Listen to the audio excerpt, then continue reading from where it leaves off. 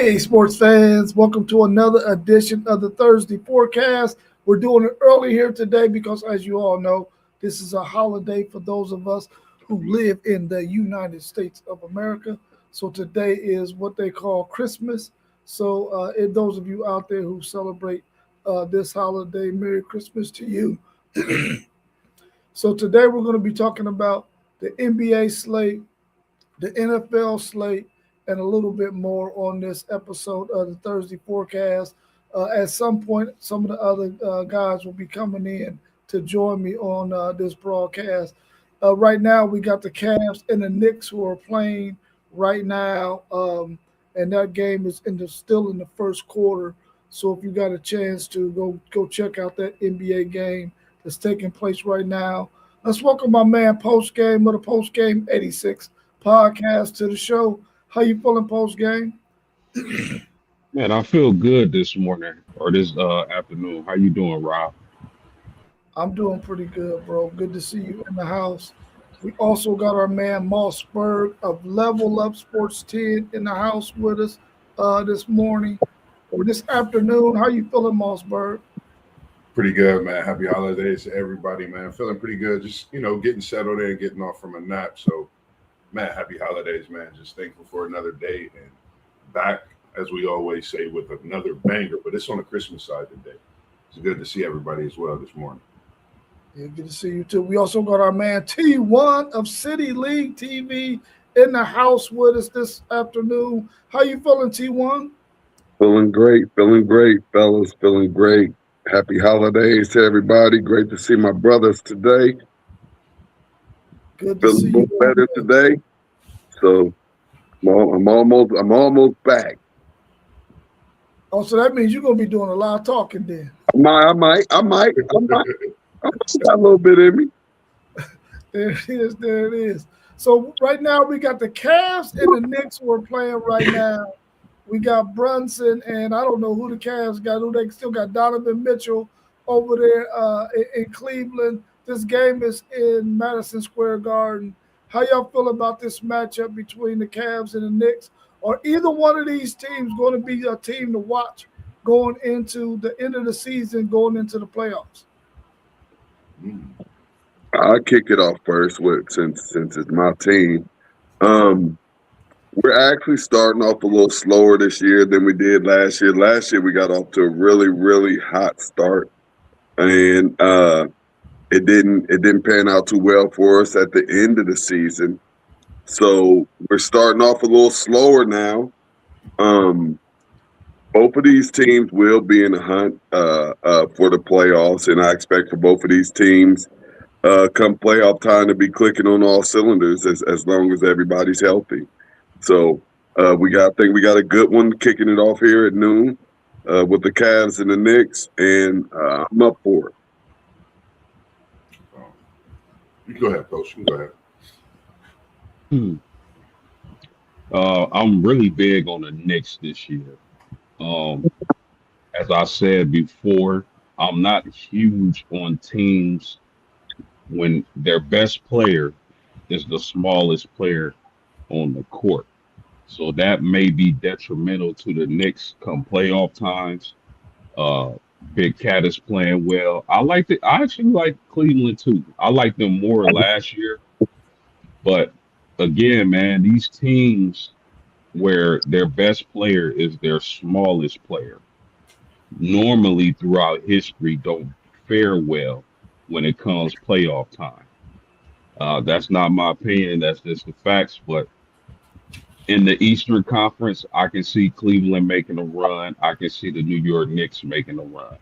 New York might be favored to win the East as it stands right now. But Cleveland's playing well. They're up double digits against the Knicks so far. And really, the Cavaliers, if they can remain healthy, they can be a team to watch because I believe Jared Allen's been out with injuries, and he's a critical piece to that team. So in the Eastern Conference this year, Boston probably won't be there due to their star player being out. But I really like the Knicks. I think they're number one in the standings right now, if I'm not mistaken. But This would if the Cleveland Cavaliers can pull this game out, this would be a big win and definitely a momentum boost. So we'll see what happens. Yeah, Um, they're second. New York is second in the East. I'm not for sure who the first is. I think the East is just wide open this year. yeah, I agree with both of you. I like the breakdown, and I totally agree with the East being wide open. Me for New York, I think about last year with Milwaukee. I know last year is last year, but when you win that cup, when it comes to that playoff time, that finals time, it's like, where are you? I was looking for Milwaukee last year. I couldn't really find them. They got riddled with injuries throughout that part of the season. So for me, can New York stay healthy? Is there a team that's interested in some of these pieces that New York have? Whereas with Cleveland, they were hurt last year. Now this team has shown a different phase through the injuries early this year. You're saying players step up. Wade, he's a big player. I can't remember the shooter that Cleveland had. Wade hit shots as well, but the way that they're gelling. If Cleveland stays healthy, I think they advance further than the Knicks this year. I like this Cleveland team over New York. I don't know why. I just think with New York winning that cup, nothing against them. They're a great team. But I think Cleveland still holds the edge, having those bigs and Mobley down low being a big difference in how he's come into his own. And I think if people really watch Cleveland and watch the growth in Mobley, I've been watching him since high school, him and his brother. That kid is special um, from the time he touched the basketball. So I think how he goes, Cleveland goes. And Mitchell, he got something to prove this year, and I think this game within itself is one that he's looking to maintain and get a big win today for Cleveland. I would just add that, and forgive me, man, but I don't know how this team slipped my mind, but the Detroit Pistons, in my opinion, is the team to beat in the East. Cade Cunningham is coming to his own. That kid has really developed, and he can play ball, man. Durant at the big spot. So I think Detroit is the team in the East to watch. Although I'm not saying they're gonna win the East because definitely Cleveland and New York definitely got something to say about that. Don't sleep on the Toronto Raptors or the Orlando Magic either. Yeah, he's wide open. Okay. Great point. Yeah, Detroit is definitely the surprise team, and I may say in all of the NBA, not just the East. That's a surprise team, a young team, and you just have to wonder if they can get over that hump come playoff time because we all know come playoff time it's a completely different animal. So it will be interesting to see if Detroit can take that next step. And even I could even just go as far as saying it's just winning the series. I think that will be a great move in the right direction for Detroit. And they had one of the best coaches in Bickerstaff. I was upset that Cleveland let him go. I didn't think that warranted uh, firing. I thought that he was doing a good job and we were moving in a great direction. But it's great to see Detroit getting themselves up out the dungeons and getting back up to the top of the East. Yeah, just real quick, I'm glad you mentioned that as well with the Detroit teams, both of you guys. I think Cade Cunningham, I've I've taken hold, and me and Uncle was talking about documentaries. I think in the last stream, I watched a documentary with these Detroit Pistons. Cade Cunningham was the leader of that team. He's under 25. He's literally the leader on a veteran field team with that young build in Detroit. So I predicted Carolina on the football side, Detroit on the NBA side is coming too. So I'm liking what I'm seeing. And we talk about future of the NBA. This man Cade he's quietly making a name for what he's doing in this NBA league. And I think we need to put some respect and talk about him a little more when we talk about future and the face of the league, even because he upholds a lot of those things. He's just with a team in Detroit, and I think he does win that first round this year, City League TV. I think the Detroit Pistons win the first round, and possibly Cade with a 30 possible triple double first round average for the first time, I think, in Detroit Piston history. Outside of Brunson for the Knicks, how important is it for Big Cat to have a phenomenal season that can help propel them into the playoffs and into the championship game. Last year they got to the Eastern Conference Finals and ended up losing to Indiana. How important is Big Cat in their progression this season to make it to the finals? Very important. Very, he's a not only is he 7 foot, but he's a big piece to that puzzle. He is actually just as important as Brunson as far as getting that train to moving and trying to compete for NBA finals, NBA championship. So Big Cat is a big deal in New York, and he has to play his best ball this year. I think New York may feel like it's either finals or bust this year. Yeah. And when you say that, just thinking about this game specifically, you got a big in Mobley. He got to match up against an athletic big. Some of these bigs that he's going against is a lot more athletic than him, maybe quicker. I think he's the biggest piece outside of Brunson. I agree. I think if Cat don't average a double double in the playoffs, the Knicks don't get to the finals. I think it's very, very important. Looking at this game, he has 3 minutes. He's in foul trouble.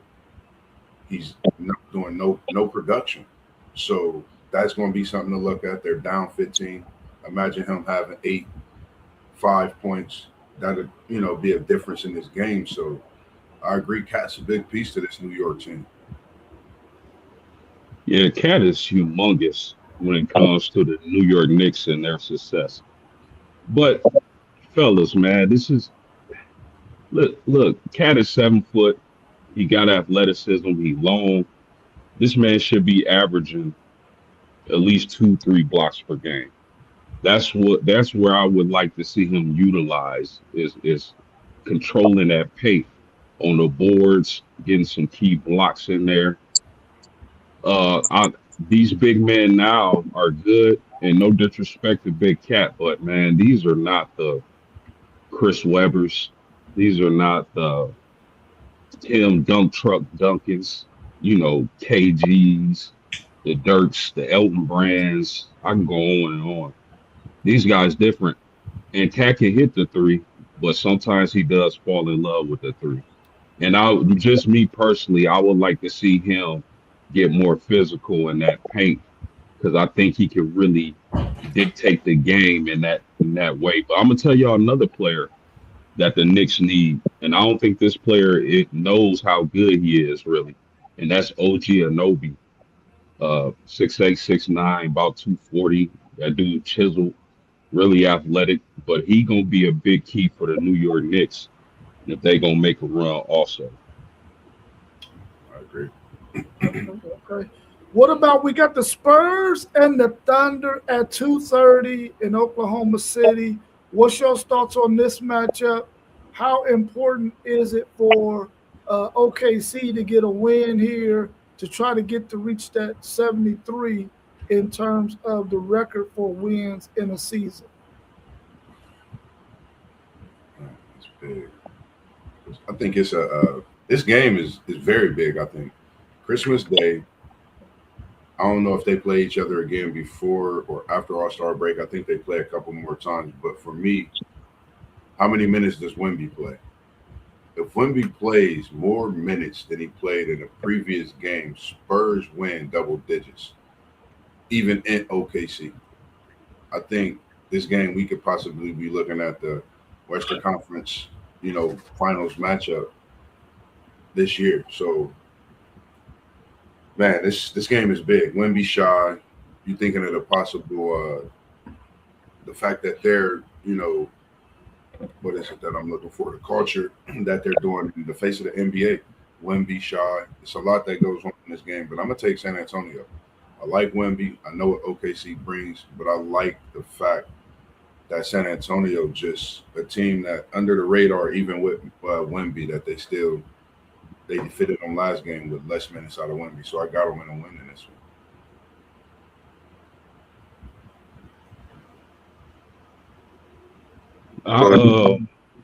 Right on. The Spurs have been getting the better of OKC. These are the two best teams in the Western Conference, in my opinion. Uh, you can add Denver in the mix. It looks like Minnesota is coming along. The Lakers are the Lakers. They need to get Luca back healthy. He should be healthy and playing tonight. But to me, OKC is the cream of the crop. And as I just mentioned, I know they've been having some trouble with the San Antonio Spurs, but who wouldn't? But I just like this OKC team, man.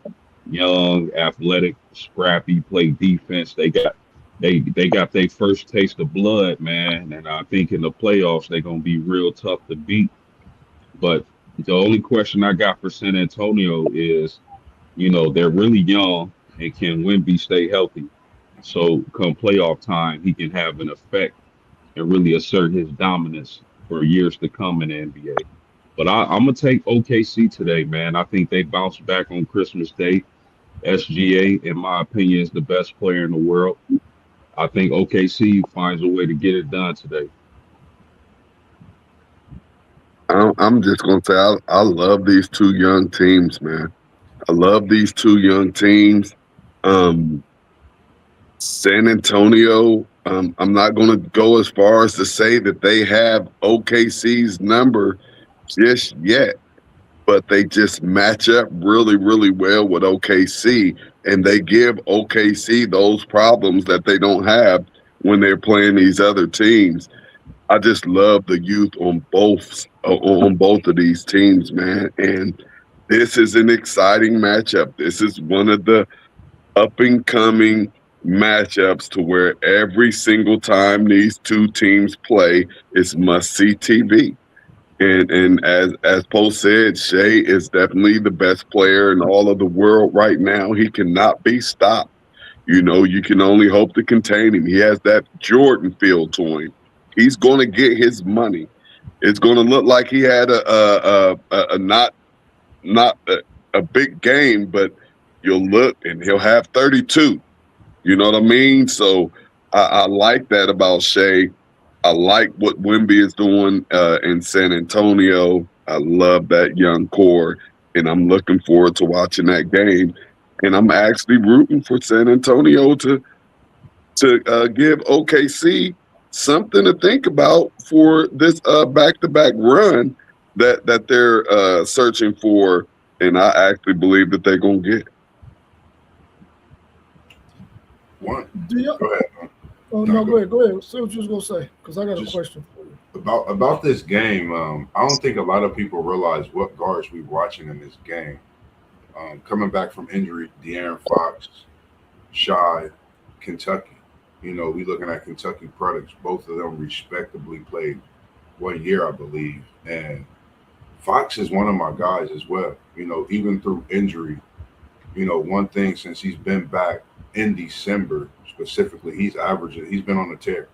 And I think if Fox gets 20 plus today, I think, that's a bigger game for the Spurs even. So I think, shout out to what they doing in Kentucky with some of these guards that they bring to the NBA. So it's going to be a battle of that. They know each other, along with the Wemby, SoCon. I mean, it's just so much about this game. And like you said, they match up well, T1. And it's going to be something to think about. Do they have OKC's number? That's something to think about now that you mentioned that. With that being said, if they could get this win today, I know it's going to be a lot that the OKC go back to the drawing board about when it comes to the Spurs. Do y'all think that the Spurs should go ahead and come up with a formula to load manage Wembley? Because he's an injury-prone player. Do you think they should just start looking in that direction, especially when they go on some of these? I don't know if they do those long road trips like they used to do in the past, but if they do you think they should start thinking of a formula to load manage him? No, I just think you just can't play 30, 35 minutes or 30, you know what I mean? You just have to make sure, and definitely when these games are, they have good, comfortable leads. I mean, I would just say just make sure that you're allowed to get him as much rest as possible while still making sure that he's able to be on the court and be efficient for his team so that they can prepare and get ready for a playoff run. Yeah, I agree. If you threw stats out the window, what players sit when their teams are up. You know what I mean? That's one thing I just thought about when you mentioned that as well. I think he definitely, the wear and tear, that's just great points he won. I'm not going to say restrict his minutes, but if you up, sit down. What's the use of having him in through a long stretch? And you know what happens, throughout the time of a season, his injury and things like that. So it makes you think, yeah, you might as well put it on a restriction to about 28 to 35. 40, what is it, 48 minutes in a game? I don't think you need to play all the minutes. I understand what the fans come for, but everybody need to get a piece of that pot. That's the only way you make your team better, have a deeper bench throughout the season. Yeah, I'm not a fan of load managing. It boggles my mind to think that we got so many upgrades in health and nutrition and science, but it seems like nowadays people are getting more hurt, or maybe they're just softer. I don't know, but I'm not a fan of load managing. I would say that being in the era of positionless basketball, maybe the game isn't as simple as it used to be for a big man, a guy that size. I would make the game more simple for him. Instead of dribbling and driving to the basket, let's set him up for some alley oops. Work that pick and roll like Malone and Stockton used to do. Get that midi up going on. Don't put so much on his shoulders because they got a great team around him. They shouldn't ask him to do as much as he's doing as far as ball handling and driving to the basket at that size. He's really set himself up to be injured again. So I would make the game simple. You know how I do it: low post, mid post, high post. But make the game easier for him, man. Make it simple, easy buckets. Maybe some post touches. I know a lot of teams don't play like that anymore, but I think it would be beneficial for his health if they made the game a little more simple and stop with all this positionless basketball. And a lot of these players coming to the NBA, as young as they may be, but they come into the NBA with a whole lot of mileage on their body. I think the AAU may be the cause for a lot of these injuries. I believe that these players are playing too many games and they're starting at a young age. I mean, you have kids out here in third, fourth, fifth grade, and they're playing 30 games in the AAU season. Then they have their regular basketball season, and as they go up to make it up to the high school rankings and levels, I mean, then it's even more. They may play 40 games. You have these young players. They may be on 3 different teams. Yeah. It's just a whole lot going on with basketball before they actually get to the college or the pro level. And by that time, a lot of these young athletes are high mileage. And you get yourself questioning, your thoughts of what you want to do when it comes to it. I wholeheartedly agree. That's a great point, T1. When you think of the mileage, that's a big deal, because for me, when I played, when I played my sophomore year going into my junior year, I played a lot of AAU basketball throughout the summer. And going into that season, I'm like, I could imagine if I played my freshman year, my eighth grade year, and even years before that. Like, that's a lot. So, that's stuff to think about. And, it's a lot of talk about that AAU circuit. Is it worth you putting your body through all that? Because at the end of the day, some of us don't make it to that college level, that pro level, even overseas. Some of us don't even play for our high school teams, you know, and I mean that's just something to think about. Great point, T1. Yeah, and I forgot one other part of it. The training part, the hours that these kids are putting in training. So you add the AAU, you add high school basketball, you add the training, then you just add the walking to the bathroom when you're in your house. I mean, these kids are constantly moving, and as strong as they're trying to create their body, they're just doing a whole lot of they're just putting a whole lot of pressure on their joints and their bodies. Yeah, a lot of stress on that body, man. Yeah, Yeah, it used to be that old adage that you wanted to play as much basketball as you possibly could to get better. Now I think it's at the point where you have to find a fine line in between playing, not playing enough and playing too much, and they really have to find that sweet spot, man. Because I agree with you. I think some of these young athletes really the ones that play basketball, they play probably way too much. Um, and I know they want to get good as possible because there's guys out there that are out there playing a lot of basketball, male and female, and they want to be as good as they possibly can. And they don't want to get left behind, but they got to find the sweet spot between not playing enough and playing too much. That's for sure. Hey, let me say this. We had the best training back in our days when we were teenagers. Guess what that training was? Going right over there to Windsor Rec and running them full courts with the OGs that's 3, 4, 5 years older than us. That's the training that we got. That's what made us dogs. That's what made the Deswan a dog, because we in the 5th grade and Des already balling with the middle schoolers and high schoolers. I had to wait a little bit, you know what I mean? But I still did get to play with the big guys, and that's what created the dogs out here.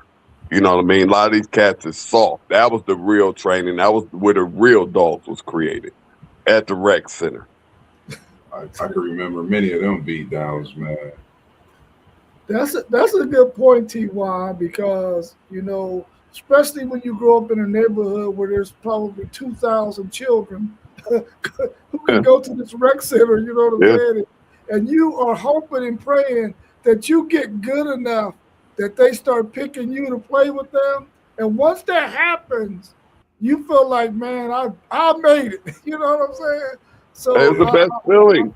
totally feel you on that, bro. It was the best feeling when you finally got picked up to play with the big boys. You know what I mean? And you had and wasn't nobody taking it easy.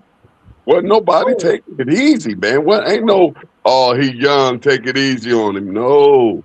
In the fire. My Dog summertime, was created. my summertime AAU. I think just Allah, man, to the WT man, a WTP man, to the OGs, man. You T1, man, y'all just setting that tone for stuff like that, man. Getting us physical. My thing was getting on the court like on the Saturdays when y'all used to hoop. If I got picked up on a Saturday at the rec or at the pool course on the Sunday, oh man, I felt G. I'm playing my best game. That was my AAU summer. Pool court time, because the physical nature that you get out of that, that's one to none. And guys like y'all just wanting to see us get better. Having that physical push. I think that's something that if we could get back to, I'm willing to put myself out there for these young kids and stuff that I do now. I know City League do the same thing as well, and what he do at the school. So I think if we can get back to that, man, we can. That'll be something that I think give these kids a different push and a motivation as well. That village, man, it's a big deal. yeah. What you saying that T1?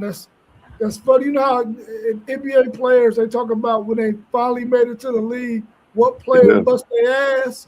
Yeah. But for us, it was like, yeah, man. You know what I'm saying? When you finally got to play with them dudes, who bust your ass? Man, Durham McGrew bust my ass a couple times. Man. A couple times. I'm like, dude. But he was the standard bearer at the guard position in terms Oh of yeah. a Oh guard yeah. who could score, pass, and do all that. Now there were Yeah. some other good guards, man, but they didn't have that complete package like he had, man, where he could score, pass, do the whole 9 yards. Other guys might be more pure point guards that could just, pass the rock more or less. But yeah, I'm them. I'm I'm mad. I'm mad. Little Magic ain't on here. Post Oh for yeah, post for the God. He was Magic. Listen, hey, man, listen, like he can throw some dimes, bro. Oh yeah, all day long. you got He was me. gonna feed. He was gonna feed you. Nah, go ahead, go ahead. I was about to say T Hell, man, rest in peace, man. Oh yeah, He was one for me, man. I was like, I think, yeah, for me going against him and playing against him and getting wins against him, my first win, I felt like winning a championship. Watching him do what he did, during our time, I think that was like one of the goals for me. Of course, Dez, man, like watching him do it was like a lot to what we see in the NBA, man. If you don't know who Dez is, man, you'll have to see it to believe it. I seen it with my own eyes. I didn't get to see some of the high school, but I seen enough. So it's just, man, you think about all that, man. Definitely. yeah. Well, let's switch over to the Mavs and the Warriors today at 5 p.m. We got the rookie from Duke out there today, along with our man who's been lighting it up for almost 2 decades now, and Steph Curry. What's your thoughts on this matchup? Of course, Kyrie is not back from injury yet. What do y'all think about that game?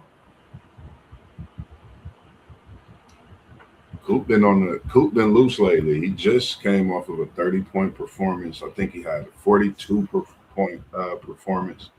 I think he's kind of starting to come into his own. I like what they're doing over in Dallas. You got to wonder what's looming, with the trade block coming around, things like that. But I think in this game, of course, man, got to see what Coop gonna do. Can he come out, have another big performance? On the other side for Golden State, man, Curry is Curry. Until the chef is not playing basketball, you got to guard that man 94 feet. If you don't, he's gonna go for 30. I'm gonna take Chef Christmas Day for a 40 ball today. They at home in this one, so I'm gonna go 40 for Curry at home and a big win over the Mavericks to kind of silence a lot with people questioning Golden State, questioning what they doing. I like this Golden State team, even through the last few years of different trades and things like that. Yeah, I like Golden State today.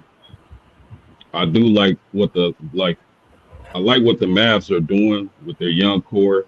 We'll see how good they actually are if Kyrie Irving is able to get back this season. But I gotta say this about Golden State. I don't like how they've kind of retooled. I know you don't rebuild when you got guys like Steph, Draymond, and the nucleus of that team. You kind of retool, but I don't like how they retooled. I don't think they added enough around those players uh, to stay on top of the West where they should be. I think in the latter stages of Steph Curry's career, you got to make sure you got the supporting cast around him so he's competing because hate it or love it, excuse me, we haven't seen a player like Steph Curry. You know, he's one of the better players of this generation, top two or three, if not one. Some people would say one, but he really changed the game with his deep ball. I would have liked the Golden State Warriors and that management team to put a better team around him because right now they're eighth in the West. That's not going to cut it. But I like them to get the win today against a young Dallas Mavericks team and a hurt, injured Dallas Mavericks team. Yeah.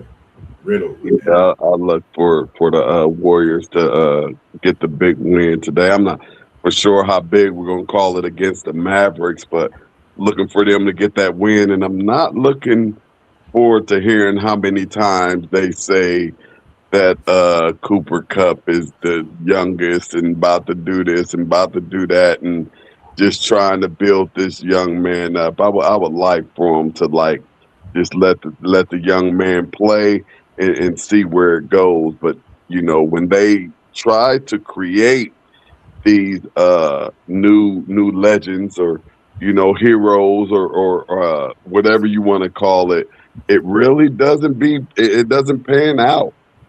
And I'm a switch just for a quick second, and I'm gonna get right back.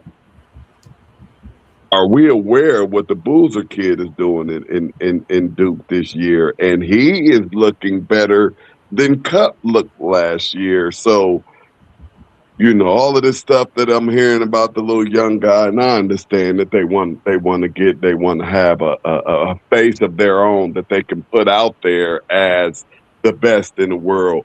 But I'm just not looking forward to hearing all of this, the youngest and all of this and all of that since LeBron and all of this and all of that. So I just want to watch basketball and enjoy the game. But I got the Warriors in this one. I'm glad you mentioned that. Real quick, I'm gonna double back with you on that, T1, because this college basketball with Boozer, you talk about a Blue Devil. That's the one you should be talking about right now, because this Maverick team, the way they talked about Coop, no disrespect, they should be flying higher than they are, injuries or no injuries. But anyways, looking like a similar draft class to LeBron, Unk's GOAT that's coming in with Boozer, AJ. You got so many names, Koa. You got so many names out there, man. College basketball is a scene. It is a place to be. It is a thing to watch. As we continue to talk about this NBA, I just had to double back and get that in there because it's special watching all this basketball, man, and seeing Cooper this year. Then you seeing what they bringing in next year from Duke. It's like you seeing factories, and you just got to tap into it and look at it that way. Yeah, definitely. Before we go to the next game, what's y'all's opinion on Draymond Green? He Draymond. He and his I believe that Golden State made Draymond. I believe if he was on any other team in the NBA, he would have been like just one of the most average players that you probably would have ever seen. I just don't. I never really looked at him as that type of player. It's just he had those Splash Brothers and like maybe a 7-foot center, and it just created a whole lot for him to be able to do.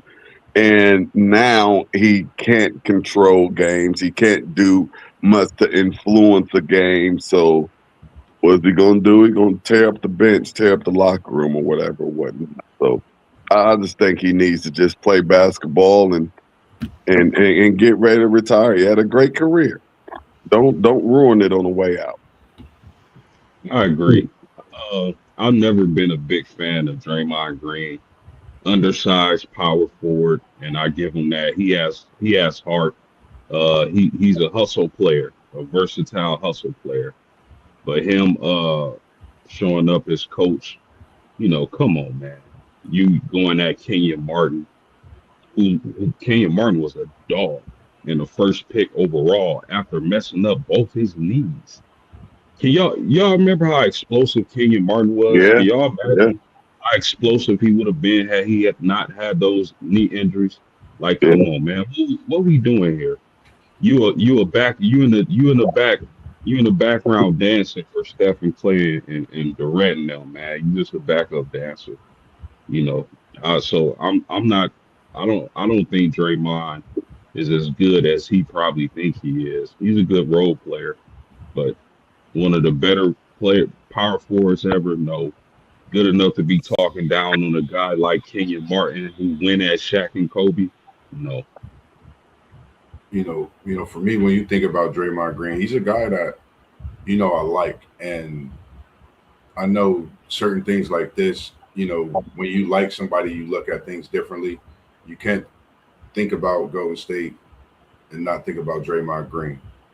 Brought championships, all of those great things. And as his career has come to a slow, decline, you've seen a lot of things go on. I think we're looking at a stage of what we talk about, the mental.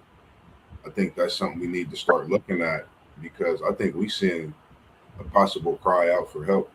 when you do things like this, you never know. You can't come at Kenyon Martin talking about a Hall of Famer, in my opinion, for the time that he played in the NBA. Shout out to Kenyon Martin for what you graced us with, and even not having the health, but still being that great player. Fan of me, I was a fan of his at Cincinnati, and even when he got to the NBA. So shout out to him. I even watch his podcast when he's on Gil just to see different things. So it's something. I think, we need to take a step back, check our mental before we do a lot of things, man. Take that deep breath. I had to do that at work last night a couple times. We get in positions where we had to take a step back, take that deep breath before we do something we will regret. And in this case, I think he's going to be sitting at home after the game today and regretting a lot of things he's done over the past week or so, especially this situation. Yeah, I think we all can appreciate a player who does the dirty work, the work that, the grind and all that. But none of us like a dirty player or messy player. So, what I'm saying? So I think he probably falls more in that dirty, messy player than, even though he does do the dirty work. I would like to see him go ahead and tone it down a little bit as well, man. But we'll see. Maybe he feels like that's who he is.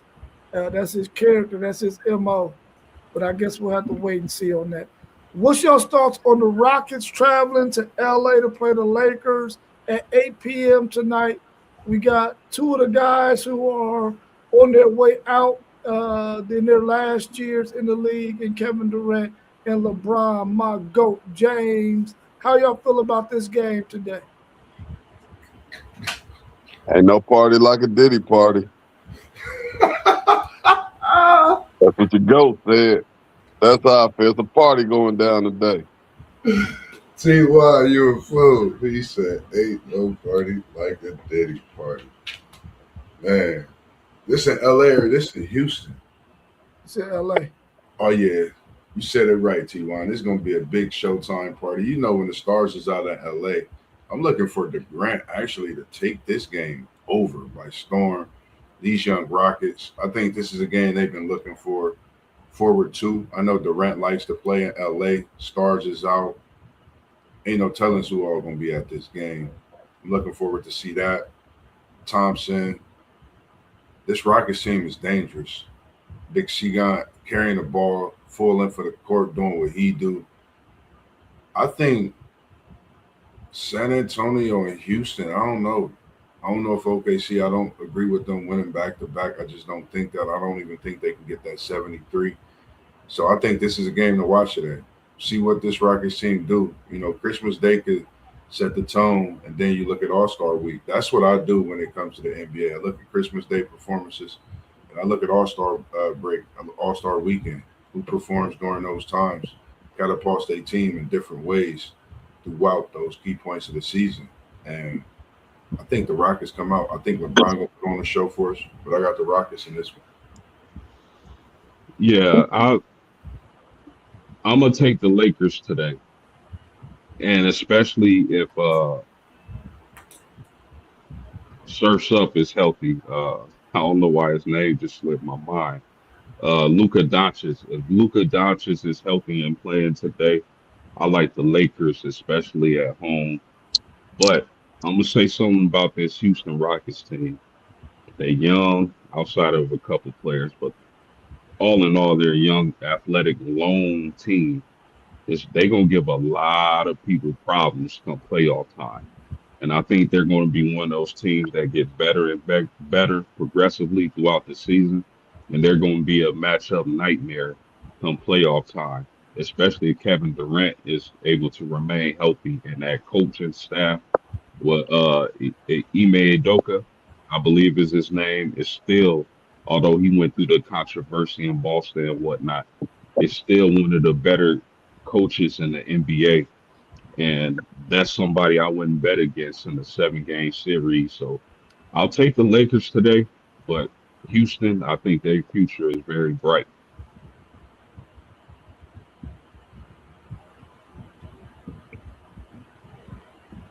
Yeah, I don't know if I'm gonna watch this game at all. But of course, I would like to see both of these teams just have a good showing out there today, man. If Luka's not playing, then I'd like to see my man LeBron James drop 30 plus on him. I would like to see him and Durant and possibly maybe during stretches of this game have to guard each other and just see what it looks like. You know what I'm saying? Two old guys. Yeah, exactly. on their, on their way out, ending their careers, man, just to let the fans see them two go at it a couple of times down the court and just, get the fans a little bit of something.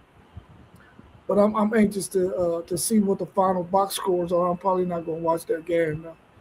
What do y'all think about the Timberwolves at the Nuggets late night Time out, tonight? Rob. Time out, Rob. Why you not gonna watch that game? I'm probably going to be doing something else with my time. Oh, okay. But Yeah, I'm chilling. It's Christmas Day. He on break, T1. He got to get his chill in. But that is his GOAT, so that is a good question. Christmas Day, you get no GOAT action? I'm more one of those dudes who's going to go back in my spare time and watch the highlights as opposed to sit down and try to watch the whole game. Yeah, that's not going to happen for me. Not yet, and not this part of the season. Maybe in the playoffs. Yeah, maybe in the playoffs. What do y'all think about the Timberwolves at the Nuggets tonight at 10:30? We got the Joker against the young guy, Edwards. What's your thoughts on this one? It's actually in Denver. So what's your thoughts on that one? Early game, Christmas Day performance. I'm looking for Anthony Edwards to go on the road. I have one of the great performances of his early career, I would say. Christmas Day. Denver's a quiet team, though. Denver quietly stand on top of what they do, looking real dangerous, even though it's early. I got Minnesota, and I like Ant-Man, of course. That's my guy. Got them winning in this game on the road. I just think they could do it. They've been playing a little streaky, but they've been playing good enough for me late to get this win at Denver. Yeah, it's an intriguing matchup. Minnesota has came along as of late when they 8 out of their last 10 games. I like Ant-Man. I thought he had a chance to be the face of the league, but I think he made some bad decisions. Hopefully he recovers from those decisions and is able to kind of clean up his reputation and because he definitely could be the face of the league moving forward. That dude's a special athlete. But I like Denver, man. Jokic is playing well. Still remains in the MVP race year in and year out, and that team has some health issues. So Denver could be a really scary team coming down the stretch if they're able to get healthy and get back rolling. But they're third in the West right now. They're still a force. I like Minnesota, as I said. They've been playing well as of late, but I'm gonna take Denver in this one. yeah, I got this is a good one. I ain't taking nobody. This is always a pretty good matchup with this Minnesota and Denver team. Great entertainment. You gonna get fireworks. You gonna get everything you're looking for. So I'm interested in just watching a great NBA Christmas game. Yeah, I'm gonna go with the Nuggets since they're at home in this one, but I do like Anthony Edwards as a basketball player. Some of his personal choices, he might need to be advised on, but as a basketball player, man, he is really really talented, and I think eventually, man, if he doesn't correct some of his actions, he's gonna probably leave a lot of money on the table, man. A lot of money, or blow a lot of money that he could use a little bit more wisely to really generate a lot of money for himself. But hopefully, he's still young, so hopefully somebody will get him up under his wing and teach him how to stop making some of those boneheaded decisions. Because there was a time when I think market-wise, he was going to be the face of the league. Let's turn our attentions to the NFL action right now. We got the Cowboys and the Commanders right now playing. I think the Cowboys were up 7-0. at this point in the first quarter. What's your thoughts on these two teams?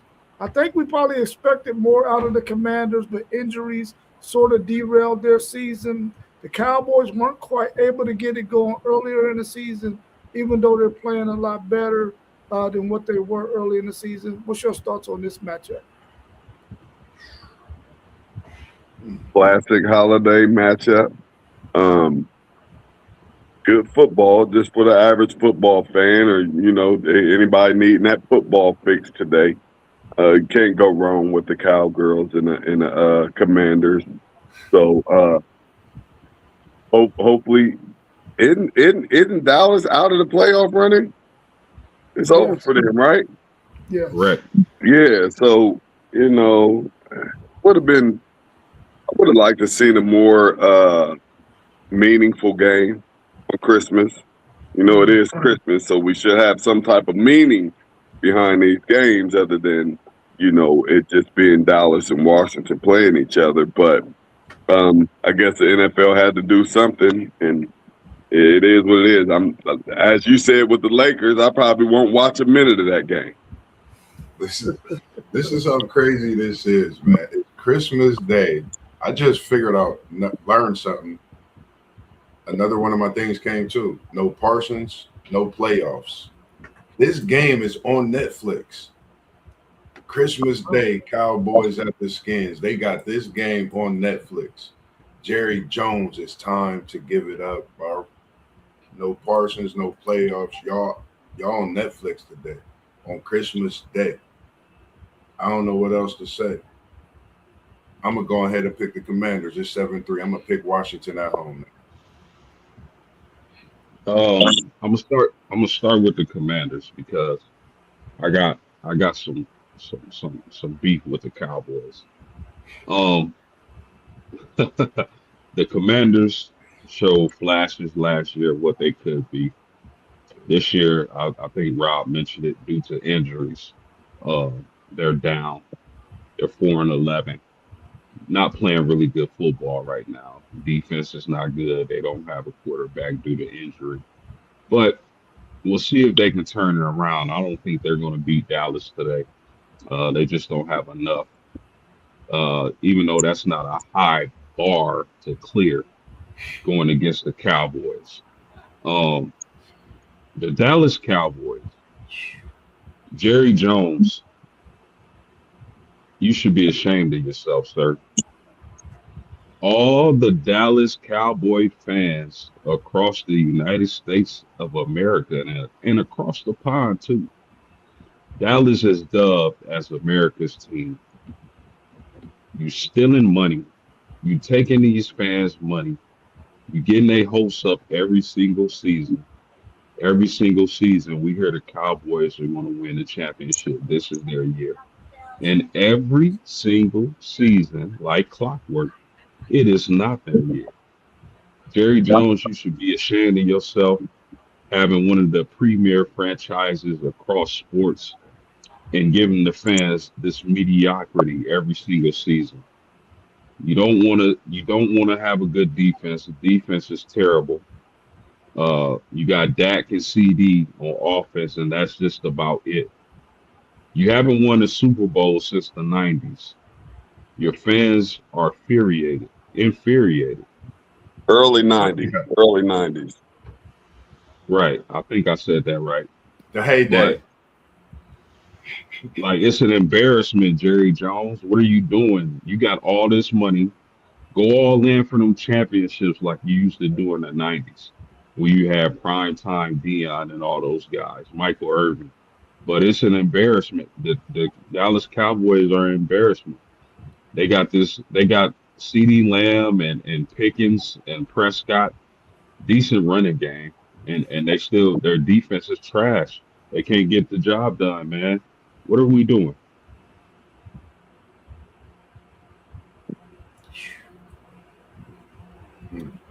Yeah, I'm picking the Cowboys to win this game today. One thing they can do is they can score some points. They probably can't stop nobody from scoring some points, but since the Commanders don't have their starting quarterback, I think the Cowboys outlast them today. and win this game. But it's a game that really don't matter. I would like to see the NFL get to the point where once they know that they're coming up on this slate of games, that they go ahead and find a way to put the more meaningful games on during this day. Um, I don't know how they can do that because you got short weeks and long weeks and all that other stuff. But hopefully they can figure something out, man. Because I would rather see somebody else playing today than the Cowboys and the Commanders. What's your thoughts on? Did everybody go on that one? Yep. What's your thoughts on the Lions versus the Vikings? I think the Vikings are trying to spoil the Lions' hopes of getting in, if I'm not mistaken. So I think it's gonna happen. you said it's gonna happen or not gonna happen? No, I don't think it's gonna happen. Give me the Lions. Give you the Lions in this one. It's so many questions that got to be answered in Minnesota. To where do they come out and play tough at home this late in the season? And they would love to spoil the chances of Detroit. Rest in heaven, Grandpa, man. I'm going with your Vikings today at home and an upset. I think that's something to look at. Commanders, I think I'm picking them, of course, to win. I think the Vikings can do the same. I don't know about the teams that's not or trying to get in, going on the road and getting the win today. I think that's going to be tough, except another one we got coming up. But I'm going to go with the Vikings in this one. Yeah, I'll take the Detroit Lions. The Vikings don't have anything to play for. They're already eliminated from playoff contention. They won't have their starting quarterback. And even if they have their starting quarterback, do they have a starting quarterback, if you know what I mean? But uh, I'll take Detroit despite them not being the same as last year when they lost their offensive coordinator to the head coaching job of the Chicago Bears. They just haven't looked the same since that move was made. But they still got Jameer Gibbs. They still got Amon St. Brown. They still got a decent quarterback in Jared Goff. So I think they'll find a way to get the job done and force some turnovers. I think the Vikings are going to be turning the ball over today. So I'll pick Detroit to get the job done. Yeah, I'm gonna go with Detroit as well. Even though Amon St. Brown is questionable, I think Montgomery is questionable as well. They may get out there and perform. But as long as you got Jameer Gibbs and you got Williamson on the outside with all that speed, man, that they have, you're going to just go get a heavy dosage of those two guys to help Jared Goff get this offense moving.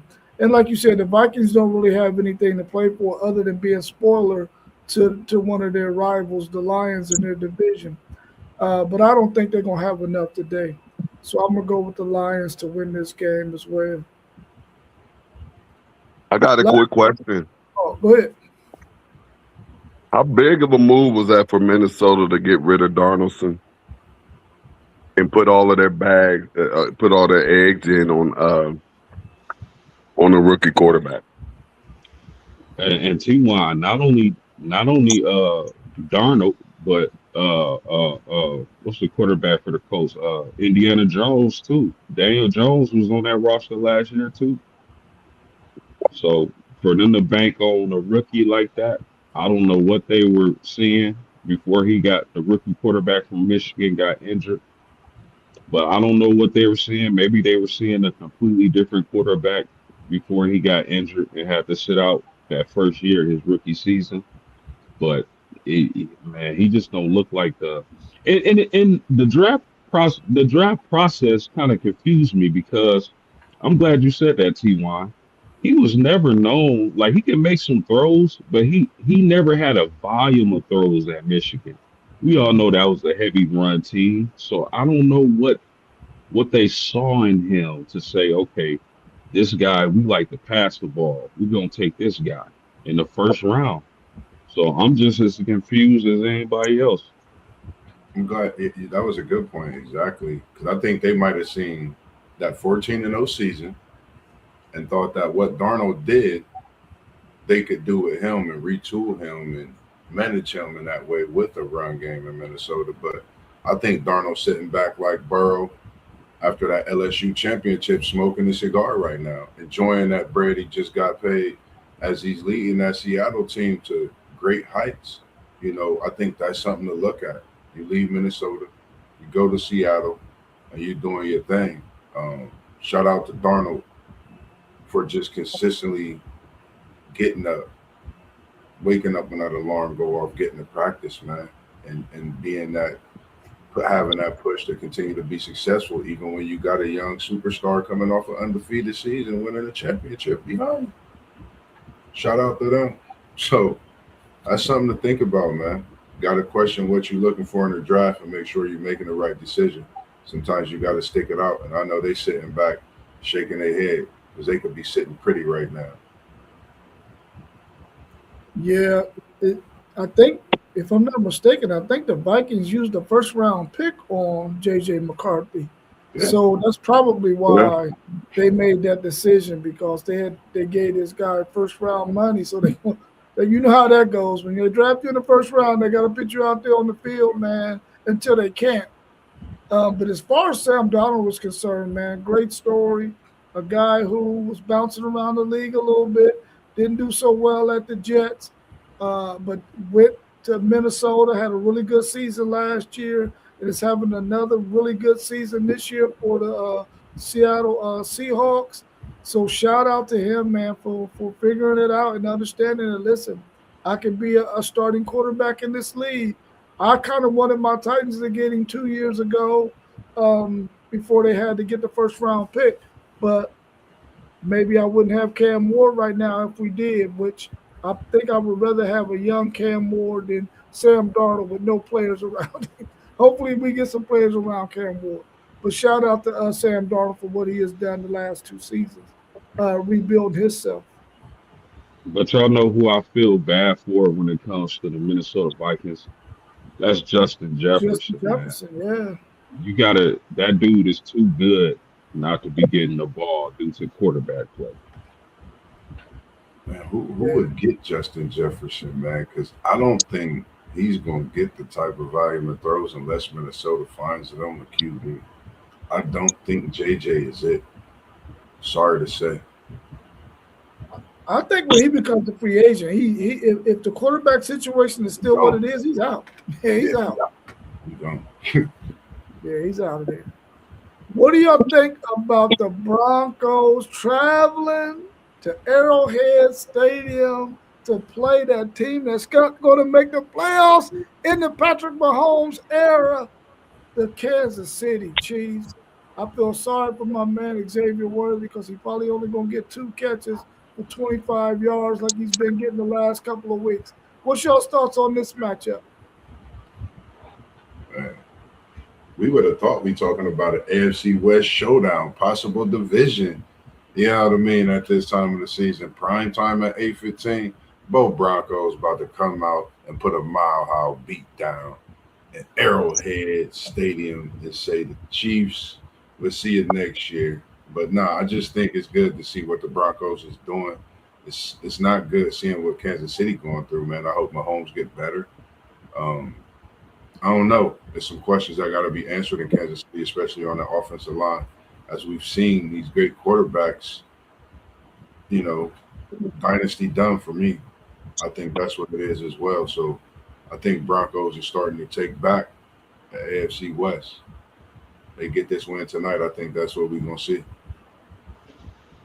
Yeah, you simply gonna see Kansas City get Swiss cheesed up. That's all you're gonna see. Uh, I predicted, if y'all remember, when we were doing the NFL preview earlier this year, that Denver would take this division, and that was a money pick for myself. But not only is Pat Mahomes out, but their backup quarterback Minshew will be out. That's not a good formula for success going against that Broncos pass rush. RJ Harvey, the rookie running back, has really, kind of took hold of that starting running back job. He looks nice and explosive. I believe he's going to have a big game. I don't love the Denver's quarterback, but I think he's good enough to get the job done.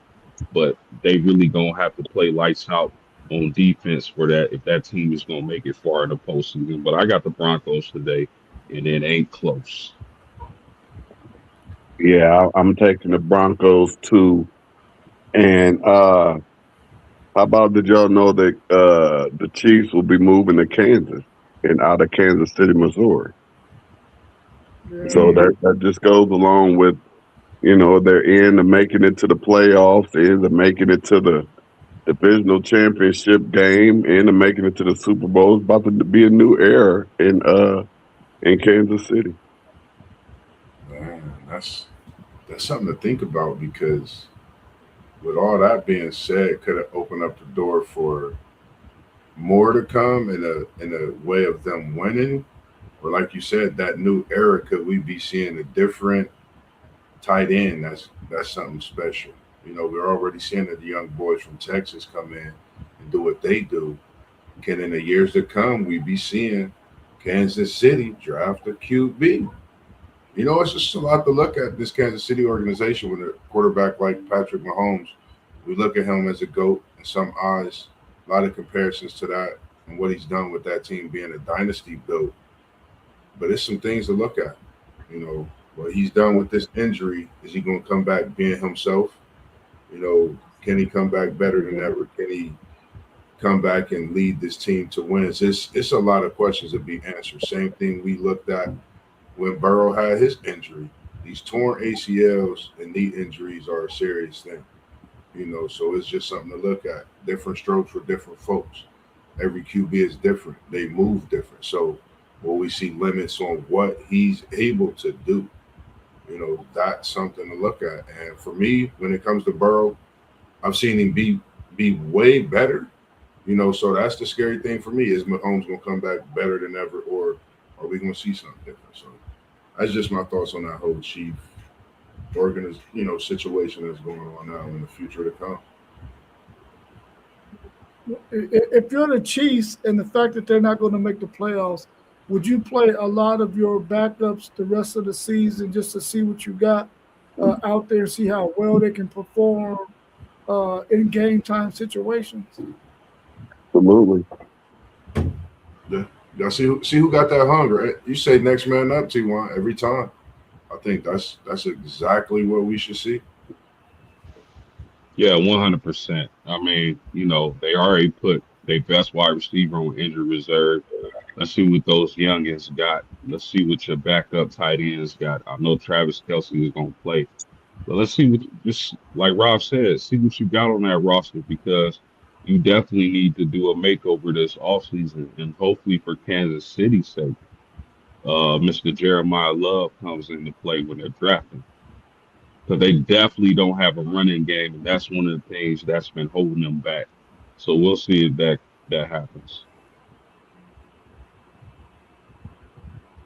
Yeah, I think they got an opportunity probably to find a gem on their two deep or on their bench somewhere, man. A guy who's hungry, just waiting on the opportunity to get the chance to play.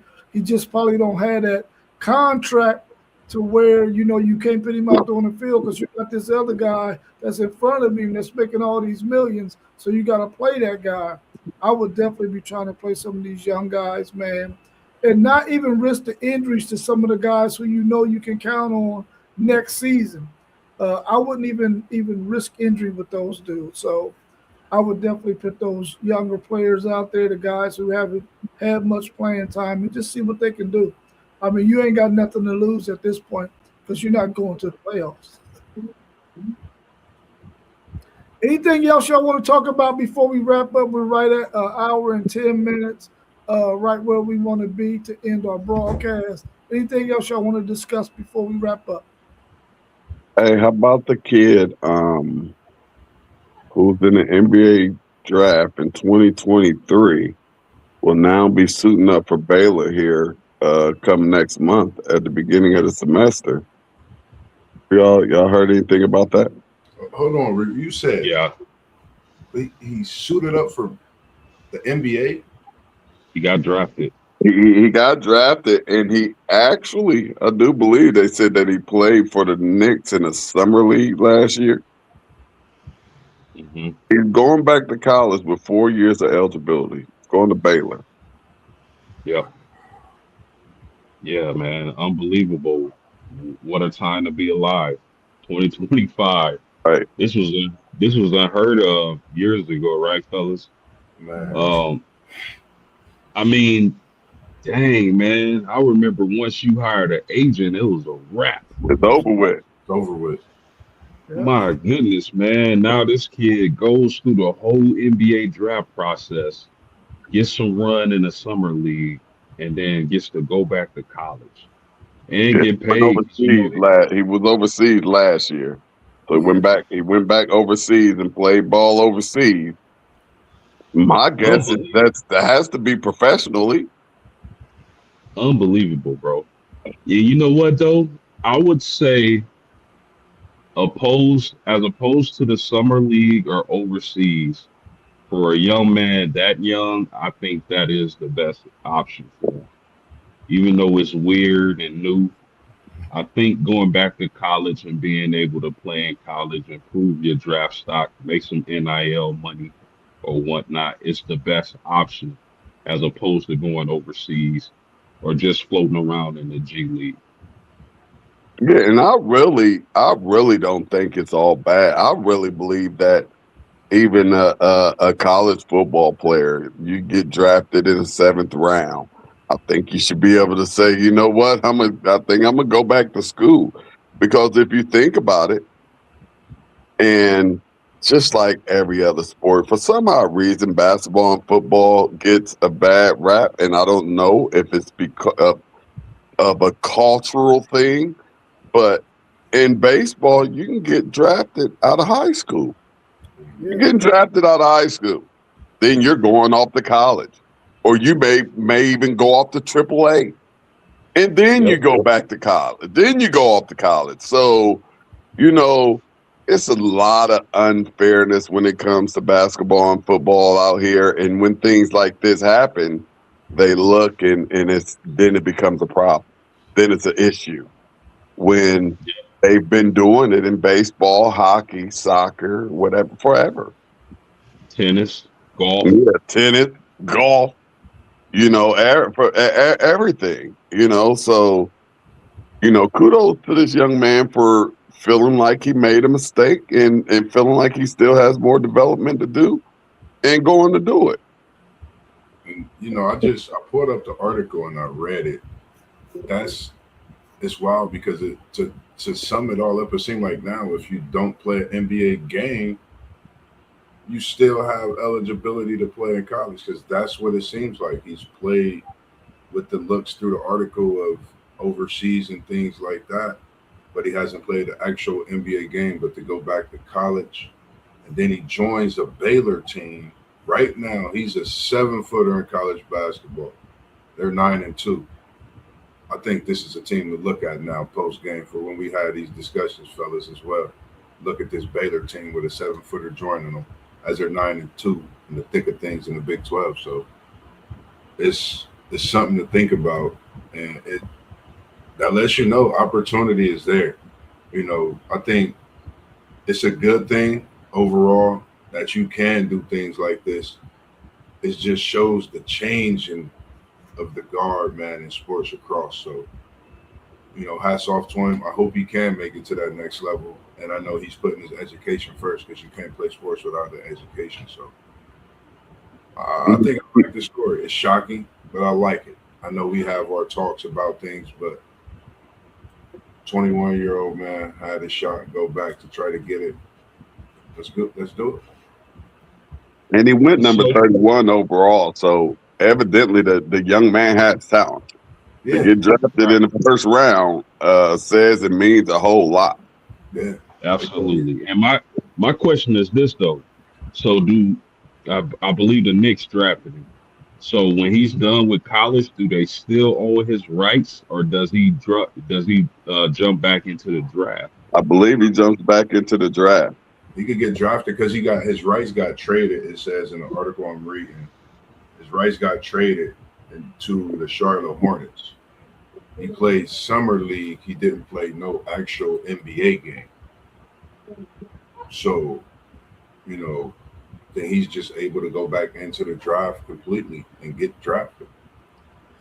Well, I mean that's interesting, man. Because if Charlotte owns the rights to him, why don't when his time comes, why can't they get him? I mean that means they lost a whole pick, right? That's what it's weird. Like I'm just reading it. Well, Wow. it says the rights were traded to he was the 31st pick, was drafted by the Pistons before getting immediately traded to the Hornets. In 24, his rights were traded then to the Knicks. Spent time playing for both in the summer league, but has not appeared in an NBA game. And now he's back playing college basketball. Yeah, so I think we're back. I would like to say that my guess is you're back at square one. Yeah. Yeah, that's what it sounds like. Thinking. So those rights. So are we saying that this guy, like, so he played some college basketball, right? Or he didn't play any college basketball? No, I believe he came from overseas. Yeah, He came from overseas. Yeah. Played, how many years was he jumping around in professional basketball overseas in the league? Well, So he went to, go ahead, Paul. No, he was drafted in 2023, so it's the last year and a half or 2 years. But fellas, I don't know if he gets to jump back in the draft because this article is saying that the NBA draft rights still held by the New York Knicks, creating a unique pathway back to the pros. So I don't know if he gets to jump back in the draft when he's done with college. That kind of would be kind of sweet too, to be, because in New York, they're not a slouch team. So if you were able to have a good season in this half a season that we have here, and get to go straight to New York, I guess that's not too bad. That's not too shabby. To sum this all up and put this in perspective, you said New York still have rights to him, correct? And we just earlier in the stream talked about the big cat and what he needs to do. I'm gonna put this in the air. If Cat don't do what he do, if New York has rights to this young man, he might be the next big after Cat to come to New York if they don't make no trade. And his development from Baylor, I'm gonna just throw that in the air. If they got rights to him, that's crazy. That's interesting. The thing I want to know is, okay, is he getting 4 years after Yeah. His eligibility is good. He got all 4. Yeah. Damn, he's getting all 4. They ain't penalizing him, saying, listen, you had a chance to come and play your 4 years 2 years ago. So if you didn't do that, you only getting 2. I guess not. 4 years. Wow. That's interesting. I like it though. I like for whenever a young person like that wants to go and test to see if they can make it into the professional realm, and they can't, and they still have some eligibility left, I believe they should have the option of coming back and trying to do it all over again and see if they could pick up on some extra skills to help them make it into the pro life. Now, they shouldn't get another 4, but how much ever they had left over, they should be able to go back and have that eligibility still there for them. In my opinion, I think that would be dope if they came up with something like that. Just as long as they don't have no Diego Pavias out there trying to get 20 years. Y'all got me thinking. Yeah. All right, y'all. Well, I appreciate y'all making it, man. Who was that? Caden Salsa. We appreciate you. Thank you for watching and tuning in as well this afternoon. Merry Christmas as well. Yeah. All right, y'all have a good rest of y'all's day, man. I appreciate y'all making it. Somebody go ahead and take us out. Hey, fellas, y'all know the drill. We was in the building. We up out of here. Peace out. Love y'all, fellas. Happy holidays. Much love. Peace. Happy holidays, y'all too.